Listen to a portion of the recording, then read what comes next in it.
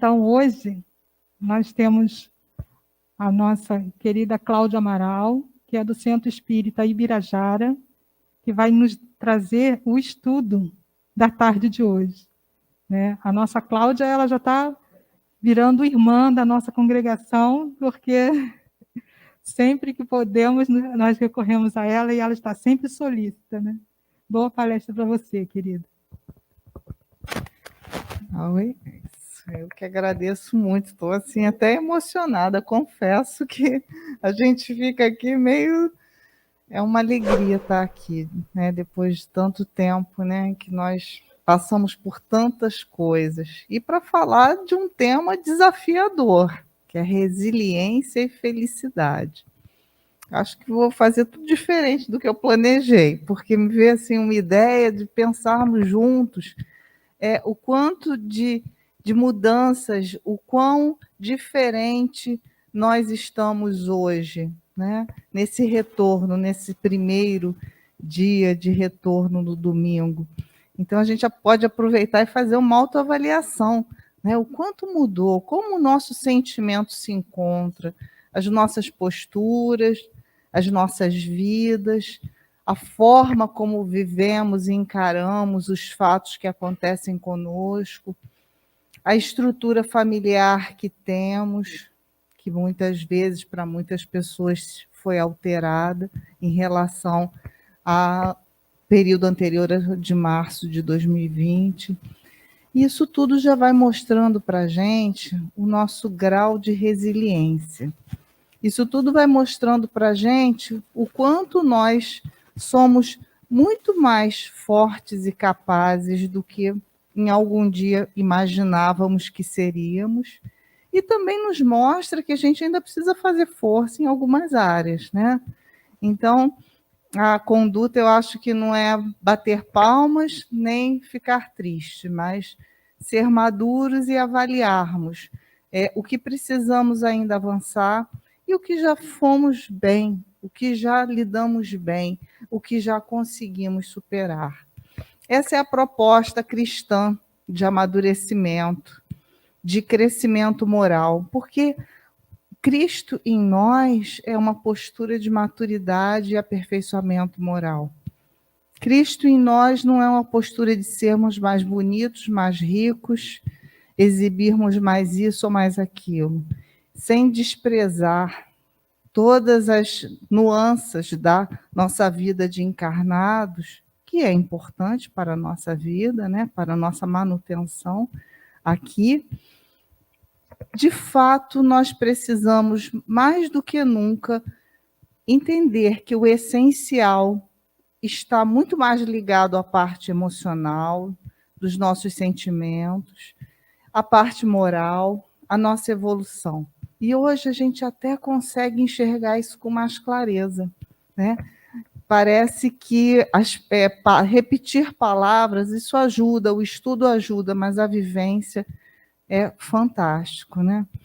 Eu me lembro que logo no começo da pandemia, uma pessoa muito querida, muito próxima, já uma senhora, ela teve o Covid, foi internada, uma pessoa querida, ela veio a falecer. Todos os dias eu falava com a filha dela, fazíamos preces, torcíamos pela recuperação dela, e aquilo me doeu muito. Eu realmente fiquei muito triste, pensei, nossa, a prova chega para todo mundo.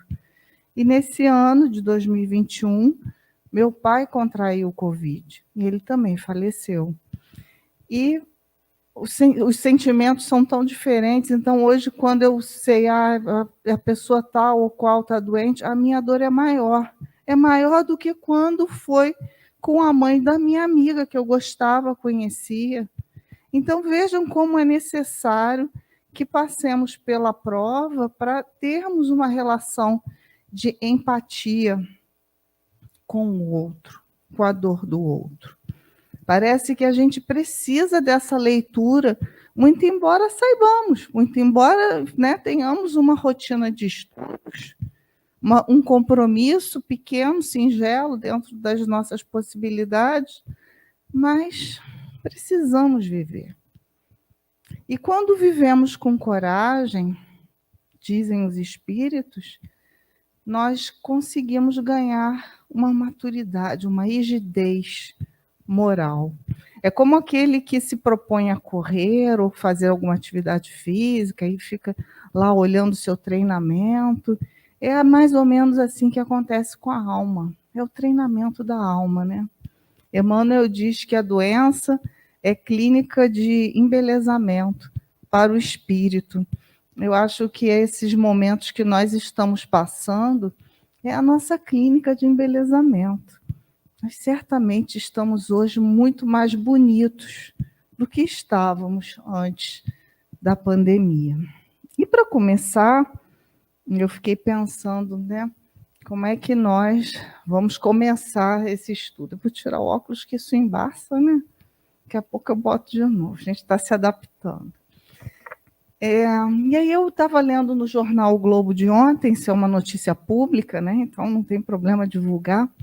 Vai ter uma minissérie para aqueles que gostam de Roberto Carlos, né? O rei vai ter uma minissérie falando sobre a vida dele. E aí ele conta, né, nesse trechinho da reportagem, como foi o acidente que levou a perder a perna, né?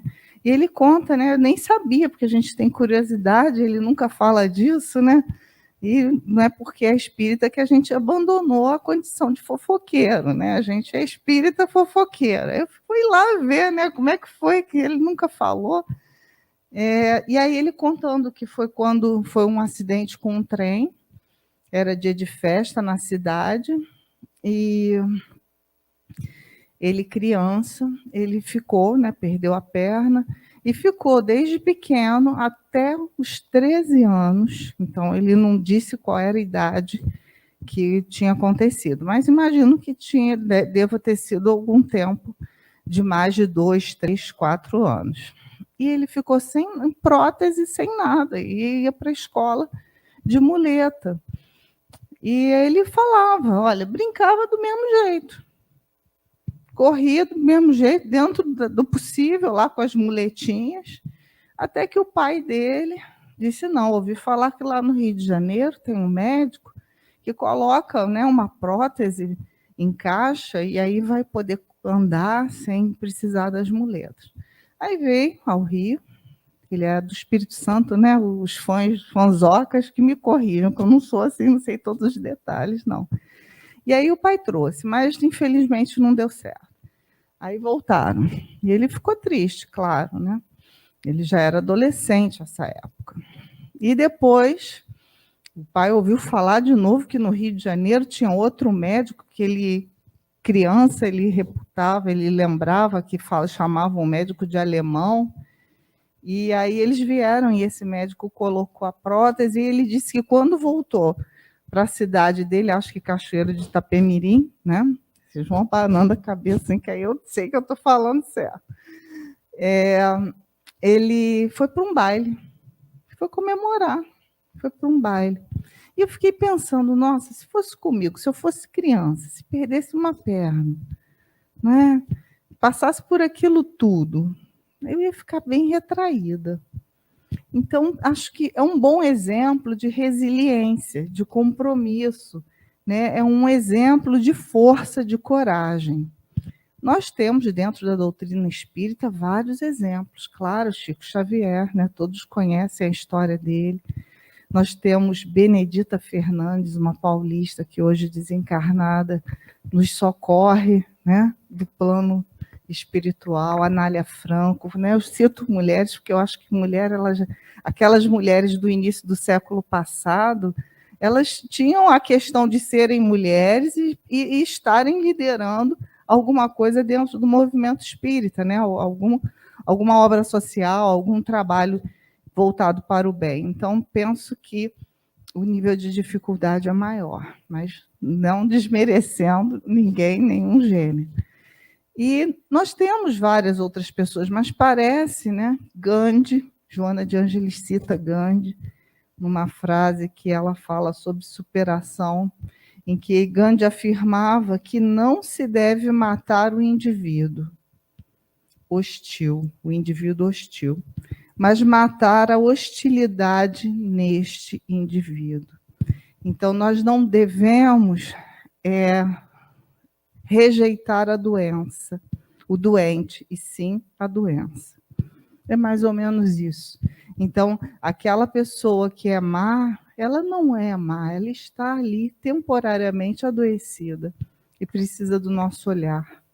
E o que tem a ver isso com resiliência?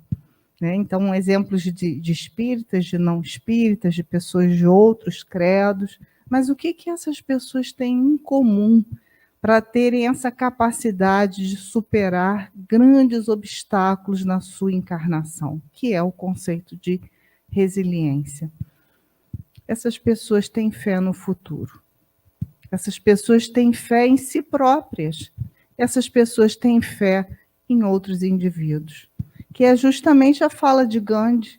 Não se deve matar o homem hostil, tanto que a política dele era de não violência, né, contra os ingleses que o dominavam, que dominavam a Índia à época. A política, a proposta dele era de matar a hostilidade. Isso é uma capacidade de superação de obstáculos. Se nós aplicarmos isso para esse nosso período em que estamos vivendo, essa grande expiação coletiva que o planeta atravessa, para se depurar, para estar melhor daqui a pouco, para se regenerar, né? Que regeneração é igual a cura, nós vamos percebendo que talvez cheguemos daqui a alguns anos à conclusão que esse foi o período mais produtivo e mais importante das nossas vidas aqui. Se não chegarmos até o final dessa nossa encarnação, com certeza na pátria espiritual já chegaremos lá com essa certeza.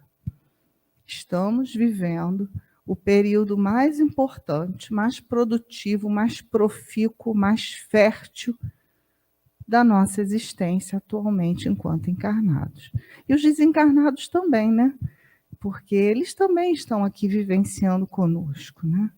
Os nossos queridos do outro lado da vida, aqueles que estão conosco, vinculados por qualquer motivo, também estão vivenciando essas aflições, essas dificuldades.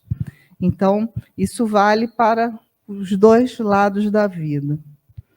E aí, Joana, falando um pouquinho sobre as emoções e a resiliência, lá no livro Atitudes Renovadas, ela diz assim: a problemática apresenta-se como necessidade de eliminar os sentimentos negativos.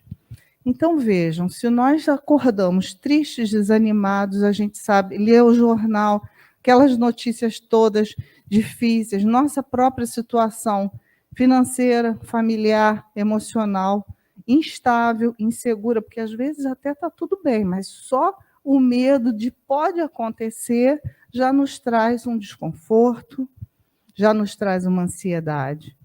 Então, isso é um sentimento, uma emoção negativa. E aí Joana diz, não se trata exatamente de buscarmos eliminar isso, porque como não ter medo? Como não ser ansioso? Né? Se nós nos preocuparmos em eliminar, talvez a gente ainda fique mais ansioso ainda, porque vai ficar com um problema e mais com a preocupação de eliminar. Aí ela, na segunda parte dessa frase, ela dá a dica. Ela até diz assim, o que não é fácil, eliminar os sentimentos negativos. Para quem lê Joana, quando ela diz que não é fácil, acreditem, não é fácil mesmo, porque ela é bem rigorosa, então, na maior parte das coisas que a gente já acha difícil, ela acha que é tranquilo. Agora, quando ela diz não é fácil, respeita. E ela diz assim, tornando-se mais eficiente, aí vem a dica, diluí-los mediante outros de natureza harmônica e saudável.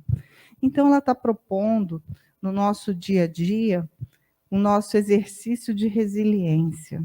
Estamos inseguros? Detectamos a ansiedade na nossa fala, na nossa respiração, no nosso comportamento. Então, vamos fazer o quê? Pegar esse sentimento negativo, que é natural que tenhamos, todos nós temos, e vamos transformar ele, diluir eles. Vamos imaginar tudo o que já passamos, as nossas vivências positivas. Vamos, através de uma prece, nos conectar com o nosso mentor espiritual, que lá no Livro dos Espíritos está escrito que ele tem amor por nós, como se fosse de um pai. Então vamos lá, vamos buscar esse amor paternal ou maternal dos nossos guias espirituais e vamos diluir esse sentimento negativo que nos acomete temporariamente, que é normal, natural. Só que a questão é que o mundo chama tanto a atenção da gente para fora, que a gente vai acumulando e funcionando muito mais no sentimento negativo, na ansiedade, sem parar para reparar quando isso é pequenininho, que a gente acaba chegando num ponto que a gente precisa tomar remédios. E não é uma crítica, nada disso, mas é um crescente, porque a gente não valoriza os pequenos sinais. A resiliência, superar um grande obstáculo, se faz da superação das pequeninas dificuldades da vida de alguém no seu dia a dia, como nos exemplos que eu trouxe. Então, é necessário que a gente preste atenção na nossa rotina diária, naquilo que a gente não dá importância. Aquele momento que a gente pensa assim, eu estou sozinho, não preciso nem ligar, não tem ninguém vendo. Não, esse é o momento de nós conversarmos conosco mesmo, nos interiorizarmos. Isso é uma lente que a gente coloca no olho. Então, a gente está sem óculos, a gente enxerga de um jeito, com óculos a gente vê com mais clareza. A proposta do Cristo em nós, como na mensagem inicial, é que coloquemos essas lentes do otimismo, da alegria cristã, da certeza no futuro, da convicção de que estamos vivendo os melhores momentos da nossa vida. É uma lente que a gente coloca. Da mesma forma que a gente coloca a lente negativa e atrai para nós tantos sentimentos que nos desnorteiam. Então, é um treinamento que nós precisamos fazer. Joana fala também que quando se está com a emoção direcionada ao bem e à evolução moral, o pensamento torna-se edificante e tudo concorre para a ampliação do sentimento nobre. Então, ela vai dizer para a gente que, olha só, quando começar a pedalar essa bicicleta para o bem, nessa direção do bem, vai ser fácil. A primeira pedalada é mais difícil, vai exigir mais força, a segunda talvez um pouquinho mais. Mas depois que começar a girar o negócio, da mesma maneira que a gente criou o hábito para a lente para o sentimento negativo, nós vamos também criar o bom hábito. Né? E isso vai fazer toda a diferença na nossa vida, na nossa necessidade de sermos resilientes, capazes, corajosos, capazes de amparar quem está ao nosso lado. Né? Isso tudo é uma conquista do espírito. E ela diz também que o inverso também ocorre, porquanto o direcionamento negativo, as suspeitas que se acolhem, a hostilidade gratuita que se desenvolve, contribuem para que o indivíduo permaneça armado, porque sempre se considera desamado. O que me chamou a atenção nessa frase foi o porquê sempre se considera desamado. Porque ela sempre faz assim, ela dá uma dicasinha para a gente fazer uma autoavaliação. Será que eu me considero desamada? Porque se nós estivermos nesse vazio da carência, nos sentindo desamados, colocados de lado, ninguém me olha, eu gostaria de ter atenção de X, Y, Z, não tenho, é natural que a gente se arme, que fique até zangado com essa pessoa e que faça cobranças, né? E até ao invés de cativar, a gente afasta. Né? Então, essa percepção do desamor da atitude nossa, do sentimento nosso de desamor, a gente precisa ter, porque isso vai nos atrapalhar lá na frente, na hora que precisarmos nos conectar com o mais alto, diluirmos o sentimento negativo. Então, vamos prestar atenção nisso. Isso vai atrapalhar o nosso exercício de resiliência. Provavelmente, no caso dos exemplos que eu citei, se esses personagens que passaram por momentos tão difíceis não tivessem autoamor, confiança em si, confiança no outro e fé no futuro, fé em Deus, né, eles não teriam sido bem-sucedidos nas suas questões, né? Então, com toda certeza, esse é o ponto de partida, o autoamor. Vamos guardar isso. E aí a gente entra na parte da felicidade, que a gente só está falando de resiliência, o tempo está acabando, daqui a pouco vão me avisar, para de falar, eu peço até que me avisem. E não chegamos na felicidade, que é a cereja do bolo, né? E aí na internet eu fiz uns slides, mas não foi possível passar, mas de qualquer maneira vocês sabem disso. A gente vai lá na internet, bota assim, felicidade. Pessoa rindo, brincando, dia de sol, parece férias. Está de férias, é igual a felicidade, é a mesma coisa, né? A interpretação da maioria das pessoas caminha nesse sentido. E aí, eu fiquei pensando, eu estou lendo um livro interessante, não é espírita, mas é um livro que fala do risco, como começaram as seguradoras, seguro-saúde, seguro de carro, não sei o quê. E eu estou me surpreendendo com a leitura, porque descobri que isso tudo começou lá em 1640. Longe a beça, né? Em 1738, teve um suíço que fez um postulado econômico para a ciência econômica que perdura até hoje, 1738. E ele falou o óbvio, mas assim, o óbvio genial. Ele disse que o nosso grau de satisfação é inversamente proporcional ao patrimônio que a gente já tem. Então, é assim, se eu tenho 3 carros, 2 lanchas, avião, isso, aquilo, compro uma bicicleta, vou ficar feliz? Eu não vou nem lembrar que eu comprei a bicicleta. Que bicicleta? Isso é nada. Mas se eu não tiver nenhuma bicicleta, uma dificuldade danada, para sair daqui até ali, eu vou a pé, ando quilômetros para chegar no meu local de trabalho. Consigo comprar uma bicicleta. Isso vai me trazer uma felicidade, né, gente? Pensa, meu Deus, eu consegui a bicicleta. E foi isso que esse Daniel, o nome dele é Daniel Bernoulli, ele fez um postulado econômico, ele fez uma fórmula dizendo, e é por isso que a gente compra na internet, é por isso que tudo que a gente tem hoje em dia na sociedade capitalista de consumo está construída nessa ideia. E esse é o ponto que a gente precisa pensar.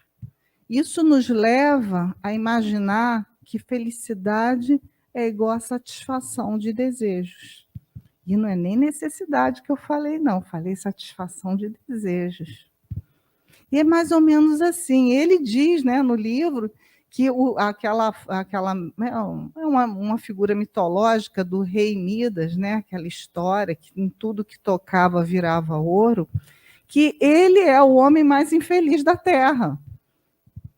Porque, veja, ele não tem a alegria de comprar uma bicicleta e ficar feliz porque comprou a bicicleta. Porque ele pode tudo. Então, isso nos levou a achar que felicidade é igual a satisfação. Mas vejam os mártires, né, do cristianismo, vejam os espíritos de escola, trabalharam, passaram uma vida de dificuldades, de lutas, de obstáculos, estão felizes com Cristo. Né? O nosso modelo e guia é Jesus Cristo. Com certeza, se a gente pudesse fazer uma entrevista, né, e perguntar, mestre, depois de chorar muito, se conseguisse falar alguma coisa, né, a gente ia perguntar assim, é feliz? Ele ia dizer, claro, sem sombra de dúvida. Então, por isso que a nossa associação primeira com a palavra felicidade, com o conceito felicidade, precisa ser revisto. Porque podemos estar felizes apesar de tristes, apesar de doentes, apesar de carregando sofrimentos e dores. Podemos e devemos, aliás, estar felizes. Porque se esses sofrimentos, se essas dores, se essas dificuldades, se esses obstáculos, se esses desafios nos levarem a um patamar de evolução moral, estaremos felizes, produtivos, atendendo o sentido existencial das nossas vidas. É para isso que nós estamos aqui, todos os seres, desde o mineral até o reino hominal e sei lá o que mais que tem pela frente, que a gente está aqui no terceiro mundinho. Ninguém pode dizer que lá na frente a gente ainda não vai ter outras formas de vivência. Né? As coisas não se esgotam aqui nesse terceiro mundo. Então, precisamos reformular essa ideia do que seja, de fato, felicidade e associar a felicidade não a dias ensolarados de férias, mas a dias tristes de dores também. Não que nós vamos viver aqui na tristeza, chorando, porque assim eu sou feliz. Não é uma ideia masoquista. É uma ideia de quem se enxerga para muito além da sua encarnação. Então, não é o que nos define, não é o berço e não é o túmulo, porque somos espíritos. Então, o que nos define é algo muito além, porque trazemos também um passado muito anterior ao berço. Então, precisamos olhar essa linha do tempo grande, ampla, senão nós estaremos nos limitando. Isso confirma, lá no Evangelho segundo o Espiritismo, capítulo 5, item 20, os Espíritos dizem assim: a felicidade na Terra é coisa efêmera, para aquele que não tem a guiá-la a ponderação. Então, ele não disse que não tem felicidade, ele não falou isso. Ele disse que é efêmera para quem não tem ponderação. O que nós estamos fazendo aqui se não ponderarmos, avaliarmos, pensarmos sobre o que venha a ser a felicidade? Então, o primeiro passinho a gente está dando. Depois, lá no Livro dos Espíritos, na questão 922, Kardec pergunta assim aos espíritos: haverá algum critério de felicidade para todos os homens que sirva para todo mundo? Olha a resposta dos espíritos. Para a vida material, é a posse do necessário. E para a vida moral, a consciência tranquila e a fé no futuro.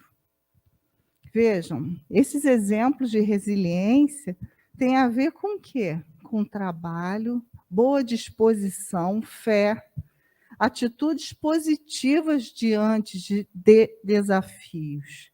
E isso é felicidade. Estar trabalhando, confiando em si, no outro, em Deus. Se manter operante, ativo. E com a consciência tranquila, ou seja, do bem proceder do homem de bem. Isso é felicidade. Então, a felicidade é sim deste mundo.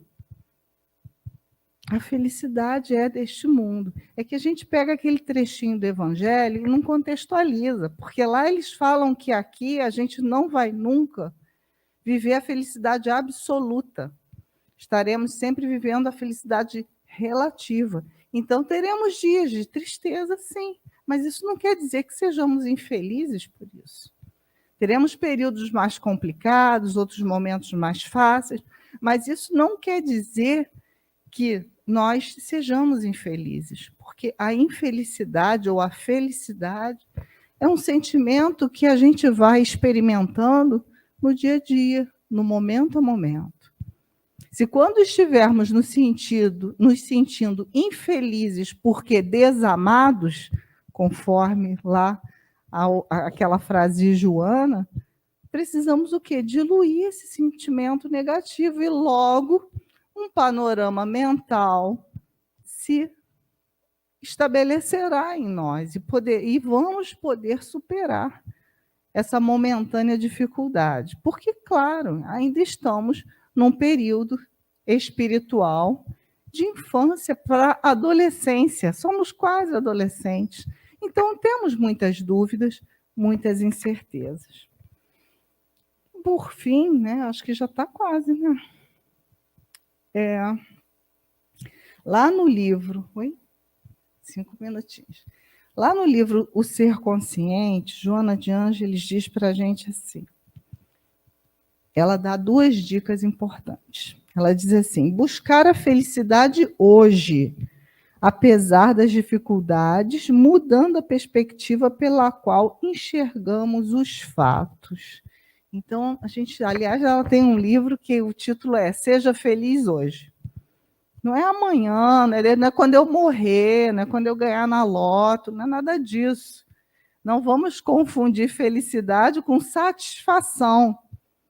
Eu posso estar insatisfeita a pessoa madura, consciente, com certeza estará insatisfeita em alguns pontos da sua vida e nem por isso estará infeliz. Porque isso é um sentimento que vai ser cultivado com a certeza de que essa parte aqui será superada. Da mesma forma que cada um de nós jamais imaginava passar por tudo isso que nós passamos em tão pouco tempo. Então, só porque nós conseguimos chegar aqui, graças a Deus e com a ajuda de muitos e muitos queridos encarnados e desencarnados, né, que nos dobram o nosso paraquedas todos os dias, nós já podemos nos sentir felizes. Né? Conseguimos passar, estamos conseguindo passar. E os desencarnados, que certamente aqui se encontram, também podem se sentir felizes, porque deram conta desse desafio, desse desencarne nesse momento, seja pela Covid ou não, né? Muito difícil essa vivência nesse momento do planeta. Então, deram conta dessa vivência. Então, podem também se considerar felizes, amparados. E a segunda dica que Joana traz para a gente são os problemas solucionados que proporcionam maturidade e harmonia íntima. Sem eles, como exercícios, torna-se improvável o êxito. Então, imagina, se Deus atendesse os nossos desejos de ganhar na Mega Sena toda vez que a gente vai lá fazer a fezinha. A gente ia acabar com a encarnação, né? Vamos combinar, vamos falar sério agora. A gente acabava com tudo. Porque a gente ia pensar que viveríamos uma vida sem problemas, sem desafios, sem limitações, com muitos amigos, com muitos passeios, com aquela felicidade da internet. E, na verdade, nós estaríamos perdendo oportunidades preciosas, benditas, de aprendizado com os problemas que nós temos hoje, com as dificuldades que cada um de nós carrega hoje, com as doenças, seja lá o que for. Porque isso é o exercício da alma. E é por isso, né, e sem assim, não é masoquismo, nada disso, é por isso que nós percebemos que espíritos que já têm uma natureza, uma rigidez moral elevada, encarnados mesmo, pessoas que conhecemos e que passam por coisas que a gente pensa assim, não é possível.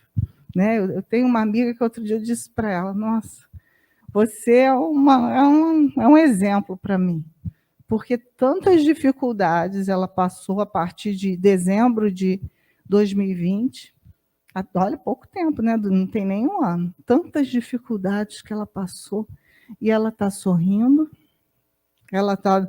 Não, e você, como é que está? Como é que está a sua situação? Ela está preocupada com o outro. E como que consegue isso? Como? Porque é essencialmente feliz. Porque encara os seus desafios, as suas dificuldades, os seus obstáculos, não como algo, um castigo, um problema, algo impossível de ser superado, mas como exercícios. É um teste que a gente passa para aprender.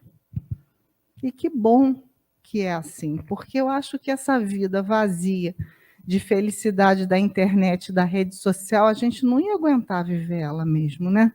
A gente ia ficar assim muito entediado de ficar tocando harpinha no paraíso. A gente não ia aguentar, não ia. Espírita não ia aguentar fazer um negócio desse, né? Não ia. Então, que bom que é assim. Então, que sejamos gratos, sobretudo gratos, por tudo que vivenciamos nesse período.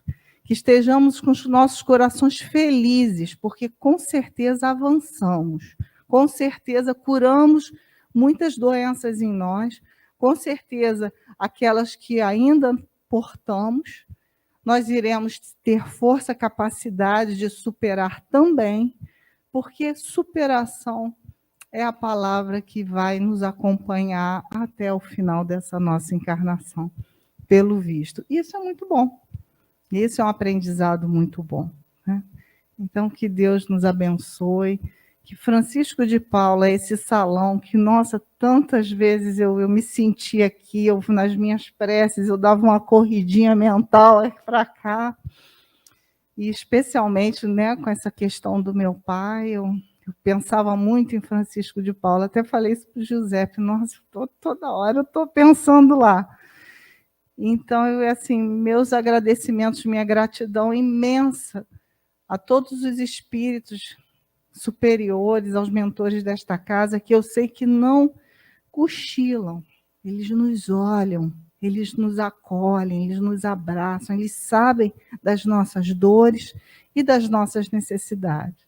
E por isso nós estamos aqui, cada um de nós, trabalhando, procurando, né, dar também um pouquinho, que é uma migalha, um quase nada, é vergonhoso até, né, diante de tudo que nós recebemos. Mas estamos aqui, de coração aberto, sincero e com muita alegria. Que Jesus abençoe a todos nós. Obrigada.